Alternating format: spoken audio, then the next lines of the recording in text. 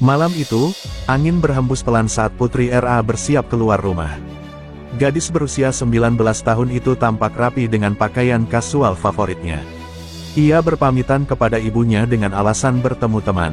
Tak ada firasat buruk di benak keluarga, sebab Putri memang dikenal sebagai anak yang ceria dan mudah bergaul. Ibunya hanya berpesan agar tidak pulang larut malam. Putri tersenyum dan mengangguk sebelum akhirnya melangkah keluar rumah. Cahaya lampu jalan menerangi langkahnya, tetapi tanpa disadari, ini adalah malam terakhirnya. Di sepanjang jalan, Putri tampak sibuk dengan ponselnya, mengirim pesan kepada seseorang yang ia temui malam itu. Suasana desa yang biasanya tenang terasa sedikit mencekam saat malam semakin larut. Ia berjalan ke arah perbatasan desa, tempat yang jarang dilewati orang pada malam hari. Beberapa orang melihatnya sedang berbincang dengan seorang pemuda di dekat sebuah warung kopi yang mulai tutup. Percakapan mereka terlihat intens, sesekali Putri tampak terkejut, tetapi tetap mencoba tenang. Tak lama kemudian, keduanya pergi ke sebuah tempat yang lebih sepi. Di tempat itu, Putri mulai merasa ada yang tidak beres. Pemuda yang bersamanya mulai menunjukkan gelagat mencurigakan. Saat ia mencoba pergi, tiba-tiba dua orang lain muncul dari balik gelapnya malam. Wajah mereka dipenuhi amarah, dan dalam sekejap, malam yang damai berubah menjadi mimpi buruk bagi Putri. Ia berusaha melawan, tetapi tenaga mereka jauh lebih besar. Jeritannya tertahan oleh sunyinya malam, hingga akhirnya semuanya berakhir dalam sekejap. Pagi hari tiba, dan keluarga Putri mulai merasa gelisah. Biasanya, gadis itu selalu memberi kabar atau pulang sebelum larut malam. Namun, kali ini tidak ada pesan atau panggilan masuk darinya. Ibunya mencoba menelepon, tetapi ponsel Putri tidak aktif. Ayahnya yang baru saja pulang dari kebun mulai ikut cemas. Mereka mencoba menghubungi beberapa teman Putri, tetapi tidak ada yang mengetahui keberadaannya sejak semalam. Kekhawatiran semakin menjadi saat ibu Putri melihat tas sekolah dan jaket favoritnya masih tergantung di kursi, sesuatu yang tidak biasa bagi Putri jika ia hanya pergi sebentar. Siang harinya, keluarga mulai mencari ke berbagai tempat yang biasa Putri kunjungi. Mereka pergi ke rumah teman-temannya, menanyakan kepada orang-orang di sekitar desa, bahkan ke warung tempat terakhir Putri terlihat. Namun, tak satu pun yang mengetahui keberadaannya. Desa yang biasanya terasa hangat kini berubah menjadi penuh tanda tanya. Rasa takut mulai merayapi hati sang ibu, yang mulai menangis dan berpikir kemungkinan terburuk. Ayahnya, dengan wajah tegang, akhirnya memutuskan untuk melapor ke polisi. Polisi menerima laporan tersebut dan segera menindaklanjutinya. Petugas mulai mengumpulkan informasi, menelusuri jejak terakhir Putri, dan meminta keterangan dari orang-orang yang melihatnya semalam. Namun, pencarian itu berujung pada kabar yang mengejutkan. Pagi itu, seorang petani yang hendak pergi ke sawah dikejutkan oleh pemandangan yang mengerikan. Di sebuah lahan kosong yang ditumbuhi ilalang tinggi, ia melihat sesuatu yang awalnya dikira boneka rusak. Namun, saat ia mendekat, tubuhnya langsung gemetar. Itu adalah tubuh seorang gadis yang tak bernyawa, dengan pakaian yang sudah kotor oleh tanah dan darah. Wajahnya tampak pucat, dan ada bekas luka di beberapa bagian tubuhnya. Panik, petani itu segera berlari ke desa dan melaporkan temuannya kepada warga serta pihak berwenang. Polisi segera datang ke lokasi kejadian dan memasang garis pembatas. Tim forensik mulai bekerja, memeriksa tubuh korban dan mencari barang bukti di sekitar lokasi. Mereka menemukan ponsel yang tergeletak tidak jauh dari tubuh korban, dengan layar yang sudah retak. Dari pakaian dan ciri-ciri fisiknya, polisi menduga bahwa ini adalah Putri RA, gadis yang dilaporkan hilang semalam. Namun, mereka harus memastikan melalui prosedur resmi. Keluarga korban dipanggil, dan saat sang ibu melihat jasad itu, tangisnya pecah. Ia berlutut, memanggil nama Putri, sementara sang ayah hanya bisa menahan amarah dan kesedihan dalam diam. Berita ini menyebar cepat di desa. Warga yang mengenal Putri merasa syok dan tidak percaya bahwa gadis ceria itu kini telah tiada. Banyak yang bertanya-tanya, siapa yang tega melakukan perbuatan sekejam ini? Apa motif di balik pembunuhan mengerikan ini? Polisi berjanji akan bekerja secepat mungkin untuk mengungkap misteri ini. Desa yang sebelumnya damai kini dipenuhi ketakutan dan kecurigaan. Tim forensik bekerja cepat untuk memastikan identitas korban. Setelah pemeriksaan sidik jari dan rekonsiliasi dengan data kependudukan, kepastian akhirnya didapat, mayat tersebut memang Putri RA. Pengumuman ini membuat keluarga Putri semakin terpukul. Ibunya pingsan di tempat, sementara ayahnya hanya bisa menunduk, mengepalkan tangan menahan amarah. Tangis pecah di antara kerabat dan tetangga yang ikut mendampingi keluarga di kantor polisi. Kepergian Putri begitu mendadak dan tragis, meninggalkan luka mendalam bagi semua yang mengenalnya. Sementara itu, polisi mulai menelusuri detail kejadian. Mereka menemukan beberapa luka di tubuh korban yang menunjukkan tanda-tanda kekerasan. Dari hasil sementara, korban diduga mengalami kekerasan sebelum akhirnya dibunuh. Namun, pertanyaannya adalah, siapa yang melakukannya, dan mengapa? Kapolres Jombang, AKBP Ardi Kurniawan, langsung membentuk tim investigasi khusus untuk mengusut kasus ini. Ia berjanji akan menangkap pelaku secepatnya. Tim mulai mengumpulkan rekaman CCTV dari sekitar lokasi dan memeriksa riwayat komunikasi korban. Warga desa semakin geger. Semua orang membicarakan kasus ini, mencoba menebak-nebak siapa yang mungkin menjadi pelaku. Sejumlah rumor mulai beredar, dari dugaan perampokan hingga dendam pribadi. Beberapa remaja yang mengenal Putri mengaku bahwa ia sempat berselisih dengan seseorang sebelum kejadian ini.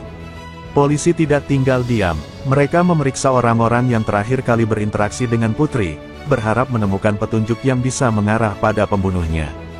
Hari itu, tim penyelidik bekerja tanpa lelah.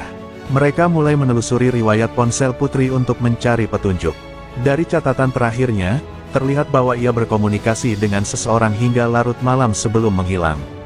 Nama yang muncul dalam percakapan itu langsung menjadi perhatian utama polisi. Mereka segera memeriksa identitas orang tersebut, yang ternyata adalah seorang pemuda dari desa sebelah. Selain itu, beberapa saksi mulai memberikan keterangan penting. Seorang pemilik warung kopi mengatakan bahwa ia melihat Putri bertemu dengan seorang pria malam itu. Keduanya terlihat berbicara cukup lama, lalu pergi ke arah yang lebih sepi. Detail ini semakin menguatkan dugaan bahwa orang terakhir yang bersama Putri adalah kunci utama dalam kasus ini. Polisi mulai menyusun daftar orang yang patut dicurigai dan melakukan pemanggilan untuk pemeriksaan lebih lanjut. Sementara itu, media mulai meliput kasus ini, membuat perhatian publik semakin besar.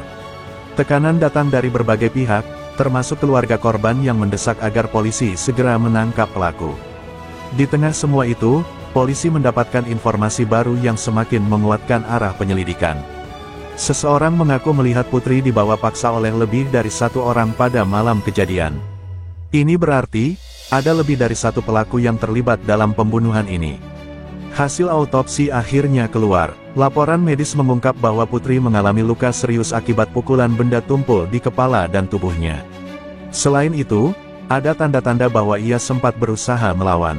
Sebelum akhirnya tak berdaya. Fakta ini membuat polisi semakin yakin bahwa pembunuhan ini bukanlah perbuatan spontan, melainkan sudah direncanakan. Dugaan kuat mengarah pada seseorang yang memiliki dendam atau niat tertentu terhadap Putri. Polisi juga menemukan beberapa bukti lain yang bisa membantu penyelidikan. Dari pakaian korban, ditemukan jejak DNA yang tidak cocok dengan korban, yang berarti bisa menjadi milik pelaku. Barang bukti ini langsung dikirim ke laboratorium forensik untuk diperiksa lebih lanjut. Sementara itu, riwayat komunikasi korban semakin memperjelas bahwa Putri sempat terlibat dalam sebuah konflik beberapa waktu sebelum kematiannya. Dugaan mulai mengarah ke 3 orang yang diketahui pernah berselisih dengan Putri. 2 di antaranya adalah laki-laki yang dikenal dekat dengannya, sementara satu lainnya adalah seseorang yang pernah mengancamnya di media sosial. Polisi mulai bergerak cepat untuk mencari dan menangkap mereka. Dengan hasil autopsi dan bukti yang semakin kuat, mereka yakin hanya tinggal selangkah lagi menuju titik terang. Polisi terus menelusuri jejak terakhir Putri sebelum ia ditemukan tewas. Dari hasil penyelidikan, mereka menemukan bahwa Putri terakhir kali terlihat bersama seorang pemuda bernama Bayu, seorang pria yang dikenal dekat dengannya. Percakapan terakhir di ponsel Putri menunjukkan bahwa Bayu mengajaknya bertemu di sebuah tempat terpencil di pinggiran desa. Ini semakin memperkuat dugaan bahwa Bayu bisa saja terlibat dalam kematiannya. Namun, saat polisi mencari Bayu untuk dimintai keterangan, ia menghilang tanpa jejak. Tim penyelidik mulai mencari keberadaan Bayu dengan melacak ponselnya dan menanyai keluarganya. Sementara itu, seorang saksi lain memberikan informasi baru yang mengejutkan. Seorang pemuda desa mengaku melihat Bayu tidak sendirian malam itu. Ia ditemani 2 orang lainnya, yang dikenal sebagai teman dekatnya. Ketiganya terlihat membawa Putri ke arah tempat sepi, dan setelah itu, tak ada yang melihat Putri lagi. Kesaksian ini mengubah arah penyelidikan. Polisi kini yakin bahwa pembunuhan Putri dilakukan oleh lebih dari satu orang, dan mereka segera mempercepat pencarian ketiga orang tersebut. Sementara polisi bekerja keras, keluarga Putri masih berada dalam duka mendalam. Rumah mereka kini dipenuhi pelayat yang datang memberikan belasungkawa. Ibunya terus menangis, mengingat Putri sebagai anak yang baik dan penyayang. Ayahnya hanya bisa menatap kosong, sementara saudara-saudaranya masih tidak percaya bahwa Putri telah pergi selamanya. Desa yang biasanya damai kini dipenuhi ketakutan dan pertanyaan. Semua orang ingin tahu, siapa yang tega menghabisi nyawa seorang gadis muda dengan cara yang begitu kejam. Di tengah kebuntuan, seorang saksi kunci akhirnya muncul. Seorang gadis bernama Rina, teman dekat Putri, datang ke kantor polisi dengan wajah penuh ketakutan. Awalnya, ia ragu untuk berbicara, tetapi setelah diyakinkan oleh petugas, ia mulai menceritakan apa yang ia ketahui. Rina mengaku bahwa beberapa hari sebelum kejadian, Putri sempat curhat kepadanya tentang seorang pria yang mengancamnya. Menurut Putri, pria itu adalah mantan kekasihnya yang tidak terima diputuskan. Ia sering mengirim pesan ancaman dan bahkan pernah mencoba mendekati Putri secara paksa. Rina juga mengatakan bahwa pada malam kejadian, Putri sempat mengirim pesan kepadanya. Dalam pesan itu, Putri mengatakan bahwa ia merasa tidak aman dan meminta Rina untuk meneleponnya jika ia tidak kembali dalam 1 jam. Sayangnya, Rina baru membaca pesan itu keesokan paginya, ketika semuanya sudah terlambat. Polisi segera mengambil ponsel Rina sebagai barang bukti dan menghubungkan pesan-pesan tersebut dengan bukti lain yang mereka miliki. Kesaksian Rina semakin memperjelas bahwa motif pembunuhan ini berkaitan dengan dendam dan emosi. Polisi segera memeriksa daftar orang yang pernah berkonflik dengan Putri dan menemukan bahwa Bayu memiliki catatan buruk terkait tindak kekerasan. Beberapa orang juga mengaku bahwa Bayu sering terlihat bersama 2 rekannya yang juga dikenal sebagai pemuda bermasalah di desa itu. Dengan semakin banyaknya bukti dan kesaksian, polisi akhirnya memutuskan untuk menangkap ketiga pria tersebut. Setelah melakukan penyelidikan intensif, polisi akhirnya mengungkap motif di balik pembunuhan Putri. Dari hasil interogasi para saksi dan bukti digital dari ponsel korban, diketahui bahwa Bayu, mantan kekasih Putri, merasa sakit hati karena Putri memilih untuk mengakhiri hubungan mereka. Ia tak bisa menerima kenyataan bahwa Putri ingin menjauhinya dan hidup bahagia tanpa dirinya. Perasaan cemburu dan dendam yang semakin memuncak akhirnya mendorongnya untuk merencanakan sesuatu yang mengerikan. Bayu tidak bertindak sendirian, ia dibantu oleh 2 temannya, Riko dan Denny, yang memiliki latar belakang kriminal kecil di desa itu. Ketiganya sudah merencanakan pertemuan dengan Putri dengan dalih ingin berbicara baik-baik. Namun, setelah Putri datang, mereka mulai mengintimidasinya dan membawanya ke tempat terpencil. Saat Putri berusaha melawan dan meminta tolong, mereka panik dan memutuskan untuk membungkamnya dengan kekerasan. Setelah melakukan aksinya, mereka melarikan diri dan berpikir bahwa kejahatan mereka tidak akan pernah terungkap. Namun, mereka salah besar. Polisi kini sudah memiliki cukup bukti untuk menangkap mereka. Dengan perintah penangkapan di tangan, tim kepolisian mulai bergerak untuk memburu ketiga pelaku. Mereka tahu bahwa ini adalah langkah terakhir menuju keadilan bagi Putri. Malam itu, tim kepolisian bergerak cepat menuju rumah Bayu, tersangka utama dalam kasus pembunuhan Putri. Mereka sudah mengintai lokasi sejak siang hari, memastikan bahwa Bayu masih berada di dalam rumahnya. Begitu mendapat kepastian, polisi langsung mengetuk pintu dengan keras dan memerintahkan Bayu untuk keluar. Namun, tak ada jawaban. Polisi akhirnya memaksa masuk dan menemukan Bayu bersembunyi di dalam kamar, wajahnya pucat dan ketakutan. Tanpa perlawanan, ia langsung diborgol dan dibawa ke kantor polisi. Sementara itu, 2 tersangka lainnya, Riko dan Denny, tidak berada di rumah mereka. Polisi mendapatkan informasi bahwa mereka melarikan diri ke sebuah rumah kosong di pinggir desa. Tim kepolisian segera bergerak ke lokasi tersebut. Saat digerebek, kedua pemuda itu mencoba melarikan diri, tetapi polisi sudah mengepung tempat itu dari berbagai arah. Setelah perlawanan singkat, mereka akhirnya berhasil ditangkap. Warga desa yang mengetahui penangkapan ini langsung berkerumun di sekitar lokasi, meneriakkan kemarahan mereka. Beberapa orang bahkan hampir menghakimi mereka di tempat, tetapi polisi segera membawa ketiga tersangka ke kantor untuk menghindari tindakan main hakim sendiri. Di kantor polisi, Bayu, Riko, dan Denny mulai diinterogasi secara terpisah. Awalnya, mereka bersikeras tidak terlibat dalam pembunuhan Putri. Namun, setelah dihadapkan dengan bukti-bukti kuat, termasuk riwayat percakapan ponsel, saksi mata, serta hasil forensik yang menunjukkan DNA mereka di tubuh korban, Bayu akhirnya tak mampu lagi menyangkal. Dengan suara gemetar, ia mengakui bahwa merekalah yang telah menghabisi nyawa Putri malam itu. Setelah pengakuan Bayu, polisi menggali lebih dalam peran masing-masing tersangka dalam kasus ini. Dari interogasi, terungkap bahwa Bayu adalah dalang utama, sementara Riko dan Denny hanya mengikuti perintahnya. Namun, keterlibatan mereka tetap tidak bisa diabaikan karena mereka turut serta dalam penyekapan dan kekerasan terhadap Putri. Bayu mengaku awalnya hanya ingin memberi pelajaran kepada Putri karena merasa dikhianati, tetapi situasi di luar kendali ketika Putri melawan dan mencoba kabur. Dalam kepanikan, mereka menyerangnya hingga akhirnya ia tak bernyawa. Polisi juga menemukan bukti tambahan yang semakin memperkuat kasus ini. Dari ponsel Bayu, ditemukan riwayat pencarian yang mencurigakan, termasuk cara menghilangkan jejak kejahatan. Selain itu, hasil forensik menunjukkan bahwa ada upaya untuk membersihkan beberapa barang bukti di lokasi kejadian, tetapi tidak dilakukan dengan sempurna. Ini semakin membuktikan bahwa pembunuhan ini telah direncanakan, meskipun dalam keadaan emosi yang tidak stabil. Kabar penangkapan ketiga tersangka menyebar dengan cepat di desa. Warga merasa lega sekaligus marah. Beberapa orang yang mengenal Bayu dan teman-temannya tak menyangka bahwa mereka sanggup melakukan perbuatan sekejam itu. Sementara itu, keluarga Putri masih diliputi kesedihan. Ibu Putri terus menangis setiap kali mendengar nama putrinya disebut, sementara sang ayah hanya bisa menatap kosong, menahan emosi yang membuncah. Mereka berharap keadilan bisa segera ditegakkan untuk Putri. Dalam interogasi lanjutan, Bayu akhirnya mengungkapkan semua yang terjadi malam itu. Ia mengakui bahwa selama ini ia masih terobsesi dengan Putri dan tidak bisa menerima kenyataan bahwa gadis itu telah move on dari hubungan mereka.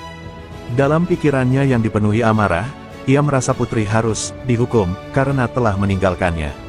Maka, ia mengajak Riko dan Denny untuk membantunya menakuti Putri. Namun, malam itu berubah menjadi tragedi ketika emosi mereka semakin tak terkendali.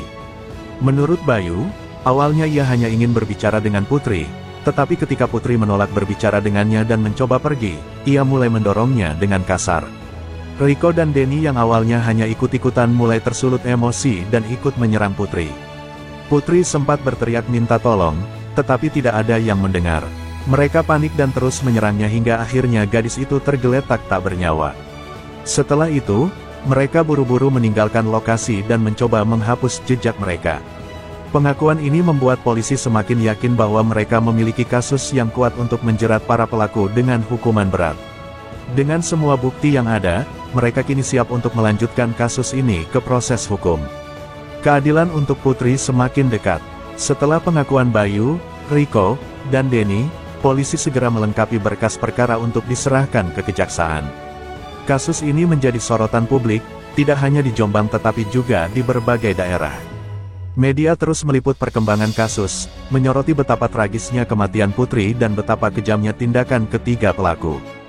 Desakan agar mereka dihukum seberat-beratnya semakin kuat, terutama dari keluarga korban yang menginginkan keadilan ditegakkan seadil-adilnya. Jaksa penuntut umum, dengan cepat menyusun dakwaan. Berdasarkan bukti-bukti yang dikumpulkan, mereka menjerat Bayu, Riko, dan Denny dengan pasal pembunuhan berencana. Jika terbukti bersalah, mereka bisa menghadapi hukuman seumur hidup atau bahkan hukuman mati. Bayu terlihat semakin tertekan saat mengetahui ancaman hukuman yang menantinya. Sementara itu, Riko dan Denny mulai menunjukkan tanda-tanda ketakutan dan beberapa kali mencoba mengurangi keterlibatan mereka dalam kejadian itu, tetapi polisi sudah memiliki cukup bukti untuk memastikan keterlibatan mereka semua. Sidang pertama akhirnya ditetapkan. Pengadilan Negeri Jombang dipadati oleh warga dan media yang ingin menyaksikan jalannya persidangan.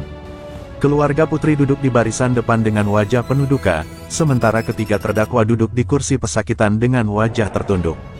Ketika hakim membuka sidang, suasana ruang sidang menjadi sangat tegang. Semua orang menunggu bagaimana kasus ini akan berkembang di hadapan hukum. Sidang pertama dimulai dengan pembacaan dakwaan oleh jaksa. Mereka menjelaskan kronologi pembunuhan, bagaimana ketiga terdakwa membawa Putri ke tempat sepi, menganiayanya, dan akhirnya menghabisinya dengan brutal. Setiap detail yang disebutkan oleh jaksa membuat keluarga korban semakin terpukul. Ibu Putri beberapa kali menangis saat mendengar bagaimana putrinya mengalami penderitaan sebelum meninggal. Selanjutnya, saksi-saksi mulai dipanggil untuk memberikan kesaksian. Rina, sahabat Putri, menjadi salah satu saksi kunci. Dengan suara bergetar, ia menceritakan bagaimana Putri merasa takut kepada Bayu sebelum kejadian itu. Ia juga menunjukkan bukti percakapan terakhir mereka yang menggambarkan ketakutan Putri. Kesaksian ini semakin memperkuat motif bahwa Bayu memiliki niat jahat sejak awal.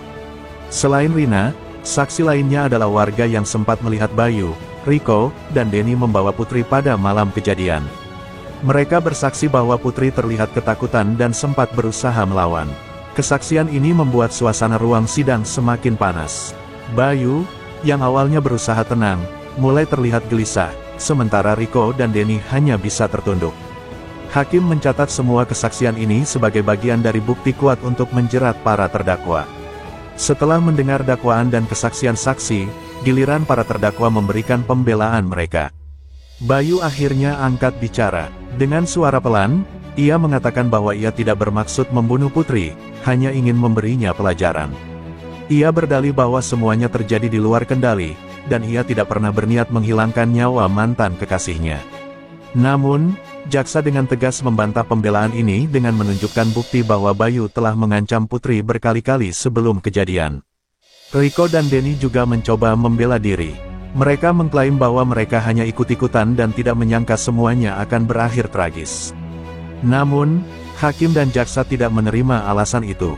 Mereka menegaskan bahwa keterlibatan mereka dalam penyekapan dan penganiayaan tetap membuat mereka bertanggung jawab atas kematian Putri.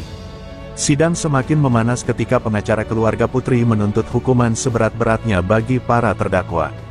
Mereka menyoroti betapa kejamnya tindakan ketiga pemuda ini dan bagaimana mereka tidak menunjukkan rasa penyesalan yang tulus.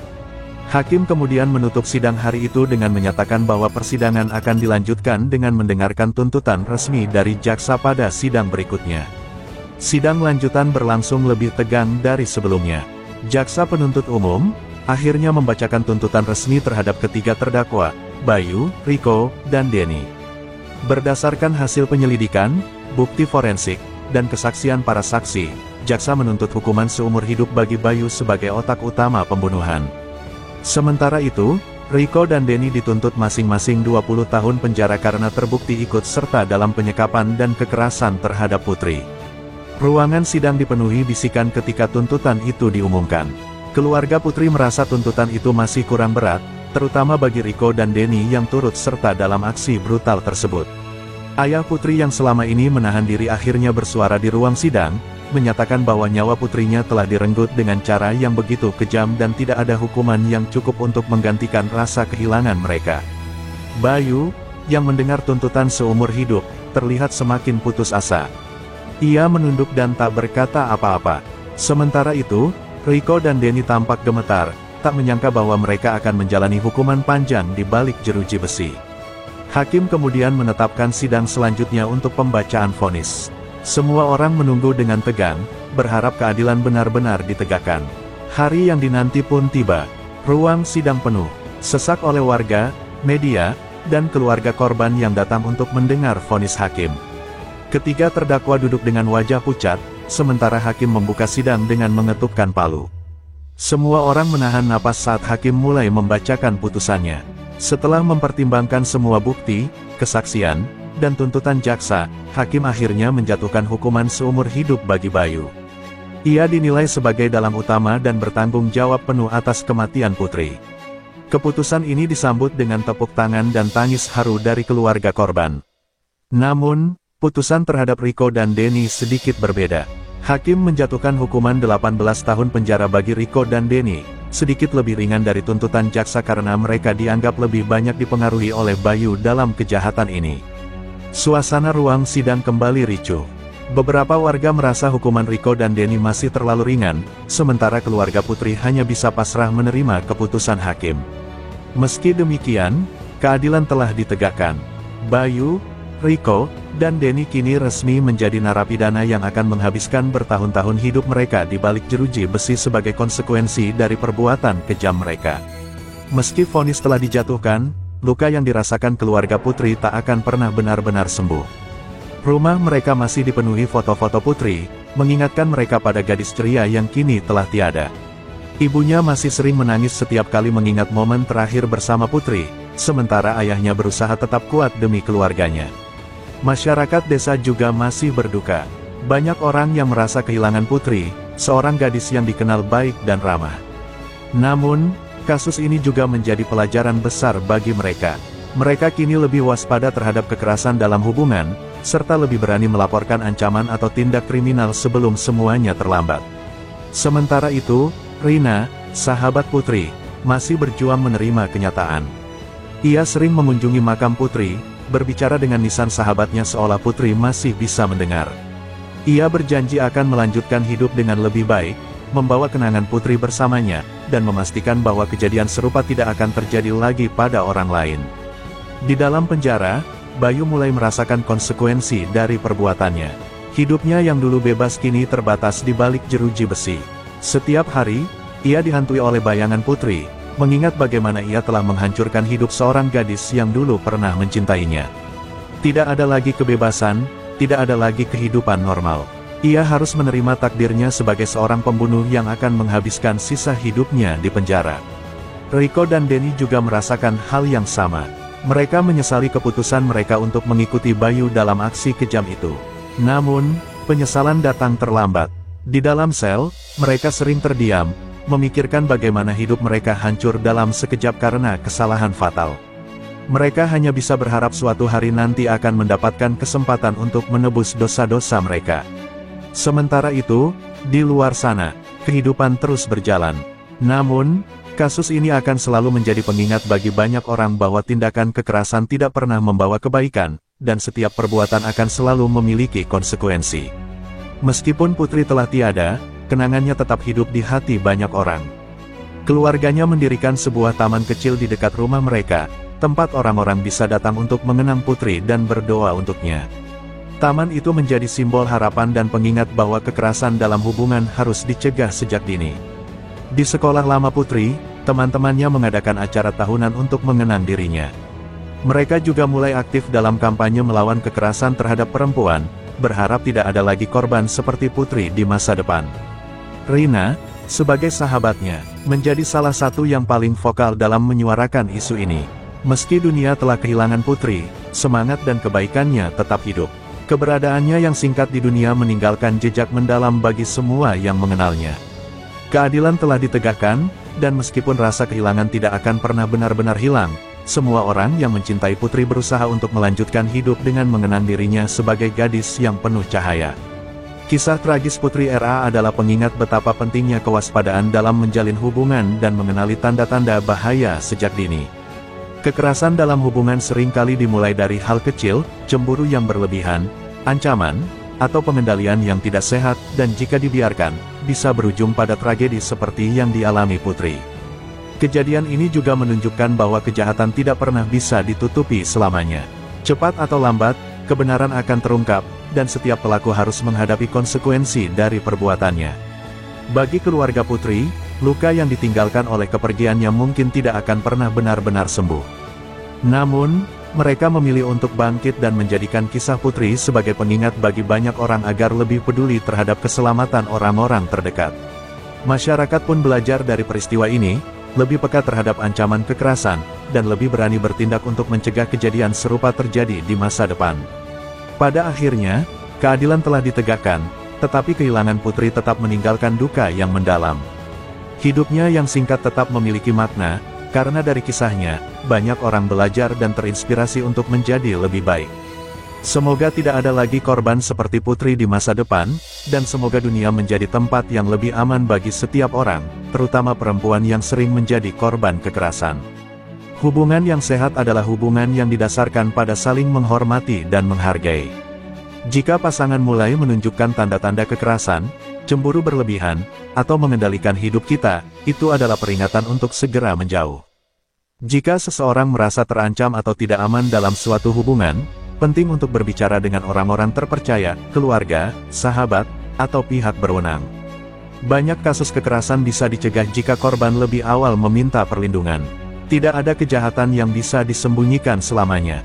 Cepat atau lambat, kebenaran akan terungkap, dan setiap pelaku kejahatan akan menghadapi hukumannya. Oleh karena itu, berpikir sebelum bertindak adalah hal yang sangat penting dalam hidup. Kita tidak bisa hanya diam ketika melihat tanda-tanda kekerasan atau ancaman terhadap seseorang di sekitar kita. Membantu atau melaporkan kejadian yang mencurigakan bisa menyelamatkan nyawa seseorang. Jangan takut untuk bertindak jika melihat sesuatu yang tidak benar. Kasus seperti ini seharusnya menjadi pelajaran bagi semua orang, terutama generasi muda, bahwa tindakan kasar dan kekerasan bukanlah cara untuk menyelesaikan masalah. Pendidikan tentang hubungan sehat dan penghormatan terhadap sesama harus diperkuat sejak dini agar kejadian serupa tidak terulang. Ya Tuhan yang Maha Pengasih, kami memohon kepadamu, terimalah arwah putri di sisimu. Berikan dia kedamaian abadi di tempat terbaik yang Kau sediakan. Ampunilah segala dosanya dan berikan cahaya terang dalam perjalanannya menuju keabadian. Ya Tuhan yang Maha Adil, berikanlah kekuatan kepada keluarga putri yang telah kehilangan sosok yang mereka cintai. Tenangkan hati mereka, hilangkan kesedihan mereka, dan gantikan luka yang mereka rasakan dengan kedamaian dan ketabahan.